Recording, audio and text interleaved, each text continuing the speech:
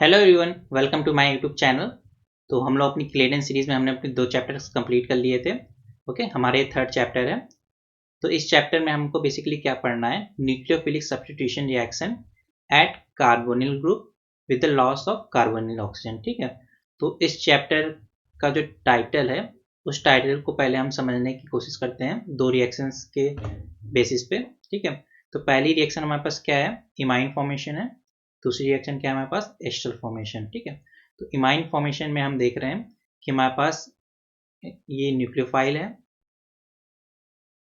और यहाँ पे हमारे पास क्या है, ये इलेक्ट्रोफाइल है। यहाँ पे जो कार्बोनिल सेंटर है वो क्या है, इलेक्ट्रोफाइल है। सिम ओके, तो यहाँ पे हम देख रहे हैं कि हमारे पास सबसे पहले क्या है, कैटलिस्ट है, एसिड है जो कि हमारे पास। और इमाइन फॉर्मेशन में बेसिकली हमारे पास रिजल्ट क्या आ रहा है, इसकी मैकेनिज्म तो बाद में डिस्कस करेंगे आगे। पर हो क्या रहा है, बेसिकली हमारे पास न्यूक्लियोफिलिक सब्स्टिट्यूशन हो रहा है, क्योंकि यहाँ पे पहले क्या है, कार्बन ऑक्सीजन बॉन्ड था, अब क्या आ गया, कार्बन नाइट्रोजन बॉन्ड। ठीक है, तो हमारे पास क्या हो गया, सब्स्टिट्यूशन हो गया, क्योंकि नाइट्रोजन ने क्या किया, ऑक्सीजन को सब्स्टिट्यूट किया। और क्या हुआ, with the removal of oxygen atom. ठीक है, टाइटल यही है। तो हमारे पास ऑक्सीजन आइटम क्या हुआ, रिमूव हो गया। देखिए हमारे पास क्या ग्रीन कलर ऑक्सीजन है, अब वो कहाँ पे आ गया, वाटर के साथ आ गया है। ठीक है, सिमिलरली यहाँ पे देखिए हमारे पास क्या हुआ, ये वाटर, ये ऑक्सीजन क्या हो गया हमारे पास, रिमूव हो गया है वाटर के साथ। ठीक है, तो हमारे पास क्या हो रहा है, न्यूक्लियोफिलिक सब्स्टिट्यूशन हो रहा है at carbonyl group with the removal of oxygen atom. ठीक है, तो ये हमारे पास जो टाइटल था, तो इस टाइटल को हमने दो रिएक्शंस के बेसिस पे देखा कि इसका कहने का मतलब क्या है। बाकी मैकेनिज्म क्या है इसकी, तो इसको हम चैप्टर में धीमे धीमे, जैसे जैसे हमारे पास चैप्टर आगे बढ़ेगा उसको हम डिटेल में डिस्कस करेंगे। ठीक है, तो चैप्टर स्टार्ट करते हैं।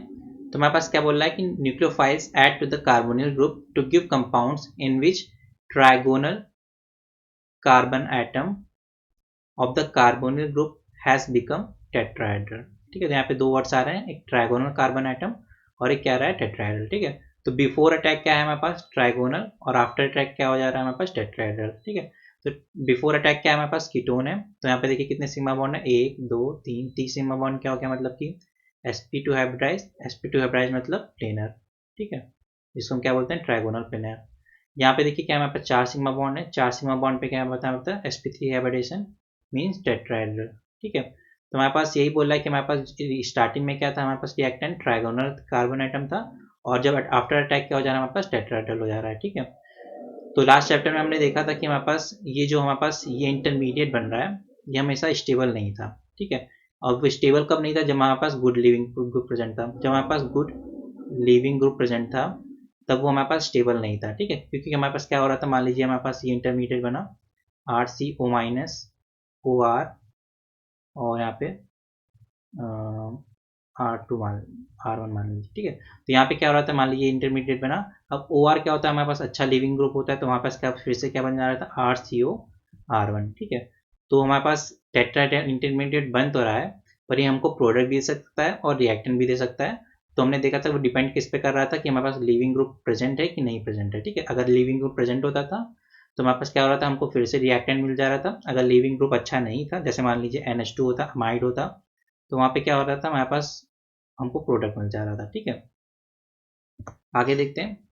अच्छा, इस टाइप की रिएक्शन जैसे हमने देखा कि जैसे यहाँ पे ऑक्सीजन हट के नाइट्रोजन लग गया, तो हमको यहाँ पे पता चल गया कि हमारे पास क्या हुआ, सब्स्टिट्यूशन हुआ। ठीक है, पर मान लीजिए कोई ऐसी रिएक्शन है जहाँ पे यहाँ पे भी ऑक्सीजन है रिएक्टेंट में, प्रोडक्ट में भी ऑक्सीजन है। ठीक है, जैसे यहाँ पे हमारे पास कीटोन है, कीटोन हमारे पास रिएक्टेंट भी है, कीटोन हमारे पास प्रोडक्ट भी है। ठीक है, पर जब हम अब हम देखते हैं कि हमारे पास ऑक्सीजन आइटम रिमूव हुआ है कि नहीं हुआ है, उसके लिए हम क्या यूज करते हैं, आइसोटोपिक लेबलिंग।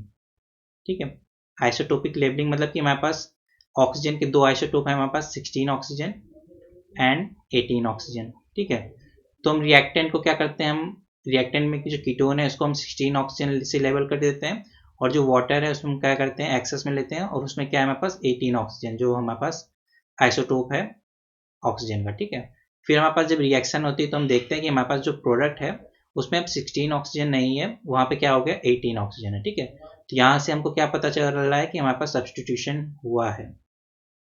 ठीक है, तो इस रिएक्शन से हमारे पास क्या कंफर्म हो रहा है, हमारे पास सब्स्टिट्यूशन हुआ है। ठीक है, तो आइसोटोपिक लेबलिंग मेथड हमको ये हेल्प करती है। अब हम पता कैसे करेंगे यहाँ पर 18 ऑक्सीजन है या 16 ऑक्सीजन है, देखने में पता नहीं चलेगा। ठीक है, तो इसके लिए हमारे पास एक मेथड होता है मास स्पेक्ट्रोस्कोपी। ठीक है, मास स्पेक्ट्रोमेट्री।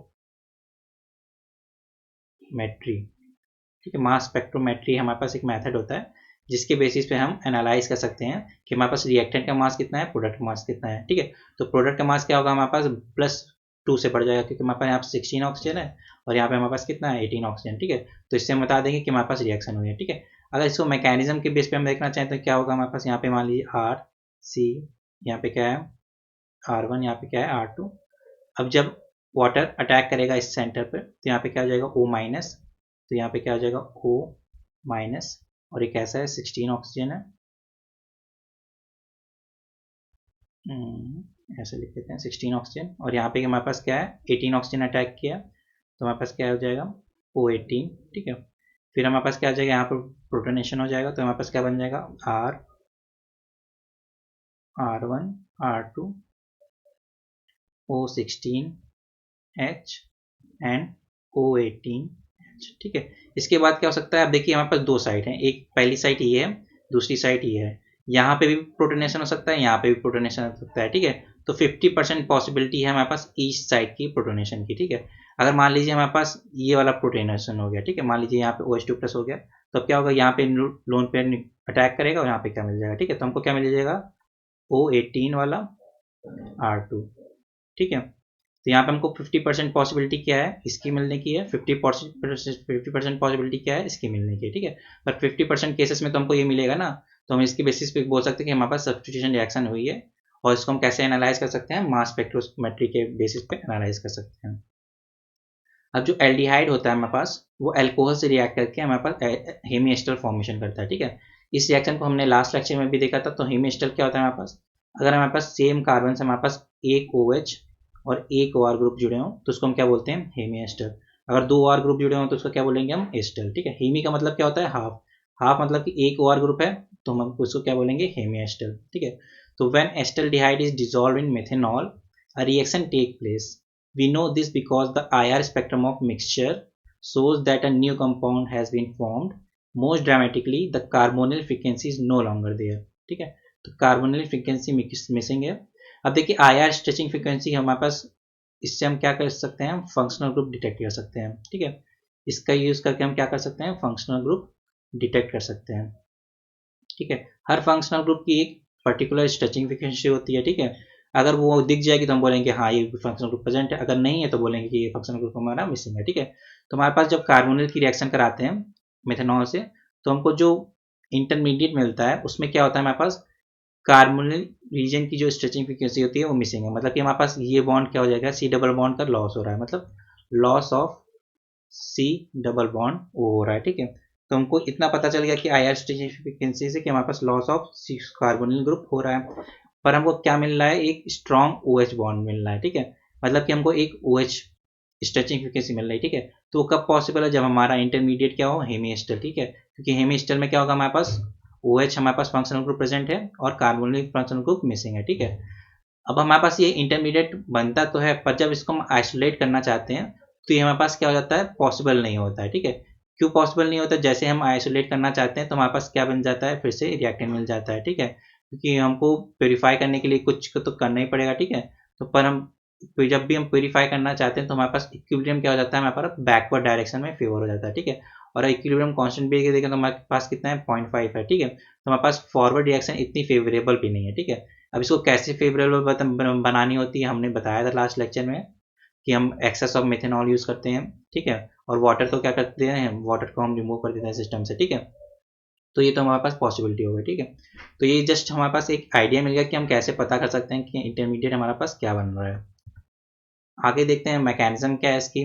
और एक बहुत ही इंपॉर्टेंट पॉइंट है, यहाँ से आपका एक कॉन्सेप्ट क्लियर होगा कि एसिड और base catalyst increases the rate of equilibration of hemi ester with the aldehyde and alcohol. ठीक है, तो यहाँ पे क्या टर्म आ रहा है, रेट ऑफ इक्विलिब्रेशन। ठीक है, तो हमारे पास रेट बढ़ तो रही है, पर किस चीज़ की बढ़ रही है, इक्विलिब्रेशन की। ठीक है, हमारे पास ऐसा नहीं है कि हमारे पास रेट ऑफ रिएक्शन पूरी बढ़ जा रही है, ऐसा नहीं कि हमारे पास यील्ड ऑफ प्रोडक्ट बढ़ रही है। हमारे पास क्या बढ़ रहा है, सिर्फ रेट ऑफ इक्विलिब्रियम। ठीक है, रेट ऑफ इक्विलिब्रियम से मतलब क्या बढ़ रहा है कि हमारे पास जितनी फॉरवर्ड डायरेक्शन में रिएक्शन जा रही होगी उतनी बैकवर्ड डायरेक्शन में जा रही होगी। पर डिफरेंस क्या होगा, मान लीजिए पहले अगर 10 मिनट में वो कंप्लीट हो रही होगी, अब क्या होगा 1 मिनट में कंप्लीट हो जाएगी, पर हमारे पास यील्ड में चेंज नहीं होगा। ठीक है, no change in yield of product. ठीक है, ऐसा नहीं होगा कि हमारे पास पहले 80% मिल रहा था अब 90% हो जाए, ऐसा नहीं होगा। हमारे पास सिर्फ चेंज क्या होगा, हमारे पास इस जो हमारे पास रेट होगी इक्विलिब्रियम की वो रेट बढ़ जाएगी। ठीक है, मतलब कि हमारे पास जितनी तेज आगे जाएगा उतनी तेज पीछे जाएगा, पर वो उसकी स्पीड क्या होगी हमारे पास बढ़ जाएगी। ठीक है, मैकेनिज्म इसके हम देख ही चुके हैं। एल्डिहाइड में हमारे पास क्या होगा, सबसे पहले ऑक्सीजन का प्रोटोनेशन होगा, फिर क्या होगा मेथेनॉल हमारे पास क्या करेगा, अटैक करेगा कार्बोनिल साइड पर, फिर हमारे पास क्या हो गया, हमारे पास हेमिएस्टर इंटरमीडिएट। ठीक है, अब ये हमने कब देखा, हमने देखा इन प्रेजेंस ऑफ एसिड। ये रिएक्शन हमने कब देखी, इन प्रेजेंस ऑफ एसिड। ठीक है, इन प्रेजेंस ऑफ एसिड देखी हमने। अब क्या इस रिएक्शन को हम बेस के प्रेजेंस में करा सकते हैं, बिल्कुल करा सकते हैं, पर डिफरेंस क्या आएगा, यहाँ पे हमने क्या किया है, हमने इलेक्ट्रोफिलिसिटी ऑफ रिएक्टेंट बढ़ाई है। ठीक है, हमने क्या किया, हमने एसिड के प्रेजेंस में इंक्रीज्ड द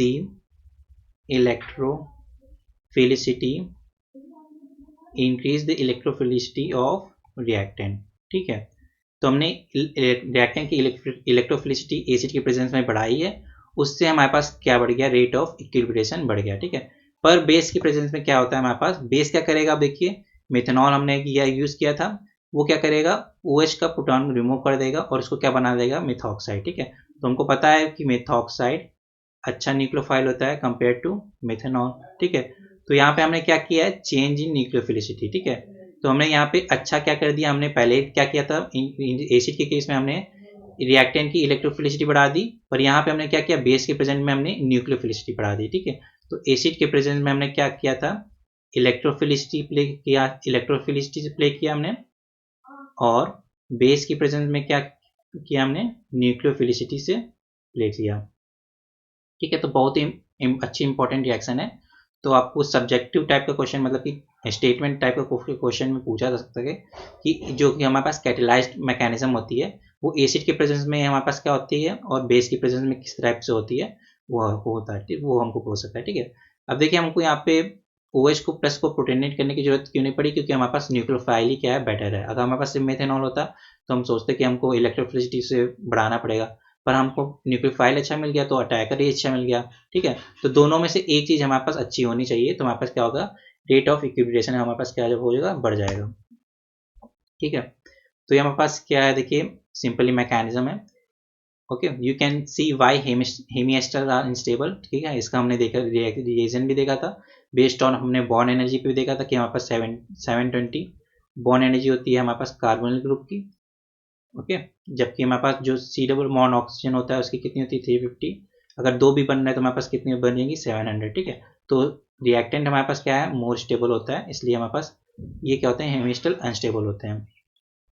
ओके, तो हमने यहाँ पे जो लिखा है उसका बेसिकली यहाँ पे जो कंक्लूजन है क्या है, catalyst never change the position of equilibrium. ठीक है, इसको आप नोट करिएगा, catalyst never change the position of equilibrium. ठीक है, तो इक्विलिब्रियम की पोजीशन को चेंज कभी नहीं करेगा, वो क्या करेगा, हमारे पास सिर्फ रेट ऑफ इक्विलिब्रेशन को बढ़ा देगा, या जो कि हमने एसिड और बेस में देखा। ठीक है, फिर देखें आगे, acetals are formed from aldehyde or ketone plus alcohols in presence of acid। ठीक है, तो we said that a solution of acetaldehyde in methanol contains a new compound, जो कि हमने क्या बोला था, हेमिएस्टर। इसको कैसे कंफर्म किया था हमने, IR स्ट्रेचिंग फ्रीक्वेंसी पे हमने क्या बोला था कि हमारे पास जो कार्बोनिल फ्रीक्वेंसी है, वो क्या है, मिसिंग है, और हमारे पास क्या बन रहा था, OH फंक्शनल ग्रुप की जो स्ट्रेचिंग फ्रीक्वेंसी है वो क्या है, प्रेजेंट है। तो इसकी बेसिस पे हमने क्या बोला था कि हमारे पास ये इंटरमीडिएट है। हमने इसके बाद क्या बोला कि rate of formation of hemiacetal is increase by adding an acid. ठीक है, हमने देखा था एसिड या बेस कैटलिस्ट के रिएक्शन के प्रेजेंट में हमारे पास रिएक्शन बढ़ जाती है। ठीक है, but if we add catalytic acid to our acetal, मतलब कि हमारे पास जब हमारे पास हेमिएस्टर बन गया उसके बाद हम अगर एसिड कर रहे हैं तो हमारे पास रिएक्शन क्या होगी, फिर फॉरवर्ड डायरेक्शन में जाएगी। ठीक है, क्यों जाएगी, क्योंकि हमारे पास क्या हो सकता है, यहाँ पे OH2 प्लस हो जाएगा, यहाँ पे प्रोटोनेशन, यहाँ पे क्या हो जाएगा, ये इसको पुल कर देगा। ठीक है, तो हमारे पास क्या बन जाएगा, MEC double bond O Me plus, और यहाँ पे क्या हो जाएगा, H। फिर क्या होगा, मेथेनॉल का दूसरा मॉलिक्यूल इस पर अटैक करेगा और क्या हो जाएंगे, दो मेथेनॉल, वो दो Me ग्रुप आ जाएंगे। ठीक है, तो इस मैकेनिज्म को क्या देख रहे हैं हम, तो मैकेनिज्म कितने स्टेप में हो रही है, 4 स्टेप में। सबसे पहले क्या है, protonation of hydroxyl group of hemiacetal. ठीक है, तो हमारे पास हेमिस्टर है, हेमिस्टर मतलब कि एक OH और एक OR ग्रुप। इसमें हम सबसे पहले क्या हो रहा है, हमारे पास प्रोटोनेशन हो रहा है OH ग्रुप का। ठीक है, प्रोटोनेशन हो गया, फिर क्या हो रहा है, loss of water by elimination. This elimination leads to an unstable and highly reactive oxonium ion. ठीक है, तो हमारे पास जब ये वाटर रिमूव हो गया सिस्टम से, तो हमारे पास क्या बन रहा है, अनस्टेबल ऑक्सोनियम आयन बन रहा है। ठीक है, ऑक्सोनियम आयन बनने के बाद क्या हो रहा है, हमारे पास एडिशन ऑफ मेथनॉल आ रहा है। हमारे पास क्या है, third step, addition of methanol हो रहा है ऑक्सोनियम आयन पे। ठीक है, तो हमारे पास क्या है, इलेक्ट्रोफिलिसिटी इसकी बढ़ गई, क्योंकि हमारे पास O+ पे क्या आ गया, पॉजिटिव चार्ज। फिर लास्ट में क्या आ रहा है, loss of proton to give ester. यहाँ से क्या हो गया, प्रोटॉन का रिमूवल हो गया और हमारे पास क्या बन गया, एस्टर। ठीक है, तो 4 स्टेप में हमारे पास ओवरऑल मैकेनिज्म कंप्लीट हो रही है। ठीक है, सबसे पहले क्या हुआ, हमारे पास प्रोटोनेशन हुआ, उसके बाद क्या हुआ, हमारे पास लॉस ऑफ वाटर, फिर क्या हुआ, फिर से मेथनॉल का एडिशन, फिर क्या हुआ, लॉस ऑफ प्रोटॉन। अब देखिए ये ऑक्सोनियम आयन जो होता है, और इसमें से मेनली जो हमारे पास मवाइन सॉल्ट होता है, बहुत ही इंपॉर्टेंट होता है। ठीक है, क्या बोल रहा है, oxonium ions have 3 bonds to a positively charge oxygen atom. ठीक है, ये पॉजिटिवली चार्ज ऑक्सीजन आइटम है, तो इससे कितने ग्रुप जुड़े हैं, 3 ग्रुप जुड़े हैं। वैसे भी हमारे पास ऑक्सीजन की वैलेंसी कितनी होती है, 2। अगर 3 बॉन्ड बना रहा है तो मतलब कि एक ऑक्सीजन पे क्या होना चाहिए, पॉजिटिव चार्ज होना चाहिए। All 3 bonds can be sigma bonds as in H3O+। जैसे H3O+ में हमारे पास क्या होते हैं, तीनों बॉन्ड सिग्मा बॉन्ड होते हैं, और मवाइन सॉल्ट। ठीक है, तो हमारे पास मवाइन सॉल्ट है। मवाइन सॉल्ट क्या होता है, हमारे पास एल्काइलेटिंग एजेंट होता है, क्या इसको हम बोल सकते हैं, मिथाइलेटिंग एजेंट। ठीक है, तो ये बहुत ही अच्छा मिथाइलेटिंग एजेंट होता है। जब भी हमको मिथाइलेशन करना होता है तो इसका यूज करते हैं। ठीक है, तो यहाँ पे देखिए हमारे पास कार्बन ऑक्सीजन बॉन्ड है, इसमें हमने क्या कर दिया, मिथाइलेशन कर दिया या एल्काइलेशन कर दिया। इसका कब कर सकते हैं, यहाँ पे हम क्या यूज करेंगे, मवाइन सॉल्ट यूज करेंगे। ठीक है, मान लीजिए कोई रिएक्शन है हमारे पास इस टाइप की, NH C double bond O, और यहाँ पे कुछ मान लीजिए R1 है, यहाँ पे क्या है R2। ठीक है, यहाँ पे अगर हम मवाइन सॉल्ट यूज़ करें, ये मवाइन सॉल्ट यूज़ करें, तो हमारे पास क्या होगा, नाइट्रोजन का लोन पेयर कॉन्जुगेशन में जाएगा, यहाँ पे क्या आ जाएगा, OMe-, यहाँ पे क्या आ जाएगा, N डबल बॉन्ड O, यहाँ पे क्या आ जाएगा, O-। अब क्या करेगा, यहाँ से Me ले लेगा, यहाँ पे क्या आ जाएगा, Me, और ये हमारे पास बाकी सब वैसे कैसे रहेगा, सेम रहेगा। ठीक है, तो यहाँ पे हमारे पास क्या हो रहा है, मिथाइलेशन हो रहा है, और यहाँ पे कैसा मिथाइलेशन आ रहा है, O मिथाइलेशन। यहाँ पे N मिथाइलेशन भी हो सकता है, O मिथाइलेशन भी हो सकता है, पर नाइट्रोजन का लोन पे क्या है, कॉन्जुगेशन में है, तो मोर चार्जेसिटी क्या होगी, ऑक्सीजन पे होगी, और हमारे पास मिथाइलेशन कहाँ हो रहा है, ऑक्सीजन साइड पे हो रहा है। ठीक है, तो जहाँ पे भी हमको एल्काइलेशन करना हो या मिथाइलेशन करना हो, वहाँ पे हम मवाइन सॉल्ट का यूज़ करते हैं। ठीक है, तो एग्जाम में कई बार ये पूछा जा सकता है और ये इंपॉर्टेंट भी है, तो मवाइन सॉल्ट पे आप स्टार बना के लिख लीजिएगा। देन हम देखिए हमारे पास कुछ रिएक्शन हम आगे पढ़ेंगे, प्रोटेक्शन और D protection of functional group. उसमें हम देखिए हमारे पास जब प्रोटेक्शन कर देते हैं तो हमको ये मिलता है। ठीक है, अभी आपको इतना देखना है, जब भी हम फंक्शनल ग्रुप का प्रोटेक्ट कर देते हैं किसी टाइप से, तो हमको एक ये हमको मिल जाता है। ठीक है, तो एस्टर्स जो होते हैं वो हाइड्रोलाइज होते हैं इन प्रेजेंस ऑफ एसिड। ठीक है, तो हमको ये तरीका है एक डी प्रोटेक्शन का, एक तरीका है D protection of functional group. ठीक है, ये तरीका है D protection of functional group. यहाँ पे देखिए हमारे पास क्या है, एस्टल है, ये क्या है हमारे पास, एस्टल। एस्टल क्यों है, क्योंकि हमारे पास 2 और बॉन्ड है, एक OR ये है, एक OR ये है। ठीक है, तो इसको हम किस तरह से लिख सकते हैं, MECOR और OR। ठीक है, क्या बोला, just as acetal formation require acid catalyst. ठीक है, तो एस्टल फॉर्मेशन हमारे पास एसिड कैटलिस्ट रिक्वायर होता है, कब कैसे बनता है हमारे पास, जब हमारे पास मेथनॉल होता है प्लस यहाँ पे हम वो ROH रिएक्शन कराते हैं इन प्रेजेंस ऑफ एसिड, तो हमको ये हमको मिल जाएगा। ठीक है, but it can be hydrolysed only by using N acid. ठीक है, तो इसीलिए हमारे पास हमने देखा था कि जो रिएक्शन होती है वो क्या होती है, इक्विलिब्रियम में होती है। ठीक है, एक बार जब हमने ये फंक्शनल ग्रुप को प्रोटेक्ट कर दिया तो इसको हम रिमूव भी कर सकते हैं। ठीक है, तो हमारे पास रिमूव कैसे होगा, मान लीजिए हमने एसिड डाल दिया तो यहाँ पे क्या हो जाएगा, OH+ हो जाएगा। ठीक है, OH+ होगा तो यहाँ पे लोन पे इसको क्या कर देगा, रिमूव कर देगा। ठीक है, तो मान लीजिए ये OR ग्रुप था, ये हमारे पास क्या हुआ, ये प्रोटोनेशन हो गया इसका, तो यहाँ से क्या निकल जाएगा, यहाँ से MEC डबल बॉन्ड OR+, यहाँ पे H। ठीक है, फिर यहाँ से क्या हो जाएगा, R- लीव कट जाएगा, तो हमारे पास क्या बन जाएगा, MECHO। ठीक है, तो हमने D production of functional group कैसे किया, हमने इन प्रेजेंस ऑफ एसिड, ठीक है। तो हमारे पास क्या हो रहा है, एसिटल हो जा रहा है, हाइड्रोलाइज हो रहा है इन प्रेजेंस ऑफ एसिड, ठीक है। सिमिलरली यहाँ पे भी हमारे पास OMe यहाँ पे क्या हो जाएगा, H+ हो जाएगा, फिर यहाँ पे ये सिस्टम से निकल जाएगा, फिर हमारे पास कैसे बन जाएगा, एल्डिहाइड बन जाएगा, ठीक है। तो इसकी रिएक्शन अगर हम इसकी मैकेनिज्म तो आपको समझ में आ ही गई होगी, क्योंकि OMe+ बनेगा, फिर हमारे पास क्या हो जाएगा, Me लॉस हो जाएगा, तो हमारे पास क्या बन जाएगा, एल्डिहाइड ग्रुप, ठीक है।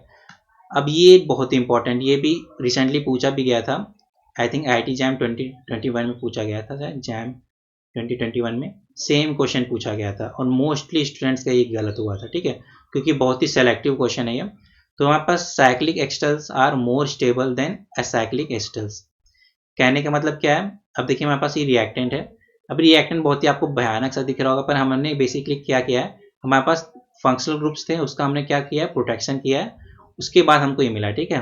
अब वो कैसे प्रोटेक्शन कर रहे हैं ये बात की बात है, बस आप ये याद रखिए हमारे पास ये रिएक्टेंट है, ठीक है। आपको ये याद रखना है कि हमारे पास ये ओवरऑल रिएक्टेंट है, इसी से हमको डील करना है, ठीक है। हमने क्या यूज़ किया है, ट्राइफ्लोरोएसिटिक एसिड यूज़ किया है, ठीक है। तो हमारे पास क्या है, माइल्ड कंडीशन है, हमारे पास बहुत ही स्ट्रॉन्ग एसिड नहीं है, हमारे पास HCl नहीं है, ठीक है। हमने क्या यूज़ किया है, माइल्ड कंडीशन का यूज़ किया है, ठीक है। हमारे पास क्या है, 3 टाइप के प्रोटेक्शन ग्रुप है, एक हमारे पास क्या है, ऑर्डिनरी एस्टर है, एक क्या हमारे पास साइक्लिक एस्टर है जिसको हम क्या बोलते हैं, डाइऑक्सोलोन, और एक हमारे पास क्या है, डाइथायो एस्टर, ठीक है। अब जब हमने एसिड का यूज़ किया है तो हमारे पास सिर्फ क्या रिमूव हुआ है, सिर्फ जो ऑर्डिनरी एस्टर था वही रिमूव हुआ है। अभी हमने देखा था मैकेनिज्म तो सिंपल है, यहाँ पे क्या हो जाएगा, OH+ हो जाएगा, फिर ये लोन पेयर इसको रिमूव कर दिया जाएगा, फिर Me हट जाएगा, तो क्या बन जाएगा हमारे पास, एल्डिहाइड, ठीक है। तो हमारे पास सिर्फ एक फंक्शनल ग्रुप हटा है, हटने को ये भी हट सकता था, हटने को ये भी हट सकता था, अगर हम स्ट्रॉन्ग एसिड यूज़ करते जैसे HCl यूज़ करते तो हमारे पास ये भी हट जाता, ठीक है। यहाँ पे भी हमारे पास क्या आ जाता, एल्डिहाइड ग्रुप आ जाता, ठीक है। पर माइल्ड एसिड यूज़ हमने जब किया है, ट्राइफ्लोरोएसिटिक एसिड, तो हमारे पास सिर्फ यही फंक्शनल ग्रुप का डिप्रोटेक्शन हुआ है, यहाँ पे हमारे पास क्या आ गया, एल्डिहाइड हो गया, ठीक है। बाकी हमारे पास कुछ नहीं हो, कुछ नहीं हटा, ठीक है। अगर हमको मान लीजिए इस फंक्शनल ग्रुप को भी रिमूव करना होता, तो एक हमारे पास कैटलिस्ट यूज होता है जिसको हम बोलते हैं रैने निकल, ठीक है। रैने निकल क्या होता है, हमारे पास निकल और एल्युमिनियम की मिक्स्ड अलॉय होती है, ठीक है, जो कि रिएक्टिविटी ऑफ निकल को इंक्रीज कर देती है, ठीक है। तो हमने क्या देखा, एस्टर्स को हम एसिड के प्रेजेंट में हम क्या कर सकते हैं, हाइड्रोलाइज कर सकते हैं, पर अगर हम माइल्ड एसिड यूज करें तो हम सिर्फ सेलेक्टिवली एक हमारे पास जो ऑर्डिनरी एस्टर है उसको रिमूव कर देंगे, पर हमारे पास जो साइक्लिक एस्टर है वो क्या होता है, मोर स्ट्रॉन्ग होता है, मोर स्टेबल होता है, इसलिए इसको हम रिमूव नहीं कर सकते हैं। अगर इसको भी रिमूव करना है तो हमको क्या करना पड़ेगा, स्ट्रॉन्ग एसिड का यूज करना पड़ेगा, ठीक है। अब इसके आगे देखते हैं, मॉडिफाइंग रिएक्टिविटी यूजिंग एस्टर्स, ठीक है। तो एस्टर्स का यूज करके हम कैसे रिएक्टिविटी को मॉडिफाई कर सकते हैं उसको देखना है, ठीक है। तो सबसे पहली बात, एस्टर इंपॉर्टेंट क्यों है, इस चैप्टर में हमने देखा कि कई जगह एस्टर लिमिस्टर बनना है, ठीक है। तो why are esters so important, ये क्वेश्चन उठता है, ठीक है। Well they are important to both nature and chemist because many carbohydrate are ester, ठीक है। हमने कई सारे कार्बोहाइड्रेट देखे हैं, जैसे हमारे पास ग्लूकोज है, ठीक है, ग्लूकोज है, ठीक है। ग्लूकोज का हम ओपन चेन स्ट्रक्चर क्या लिखते हैं, CHO H OH OH H H OH H OH CH2OH, ठीक है। ये क्या होता है, हमारे पास ओपन चेन स्ट्रक्चर होता है, ये क्या हमारे पास साइक्लिक स्ट्रक्चर है, ठीक है। अब इस साइड को देखिए, इस साइड पे क्या जुड़ा है, एक OH जुड़ा है, एक क्या जुड़ा है, OR ग्रुप जुड़ा है, ठीक है। जब भी हमारे पास एक कार्बन आइटम से एक OH और एक OR ग्रुप जुड़े होते हैं तो उसको हम क्या बोलते हैं, हेमी एस्टर बोलते हैं, ठीक है। तो हमने देखा कि हमारे पास जो नेचर में ग्लूकोज है या माल्टोज है, इन सब में हमारे पास क्या होता है, हमारे पास हेमी एस्टर लिंक प्रेजेंट होती है, ठीक है।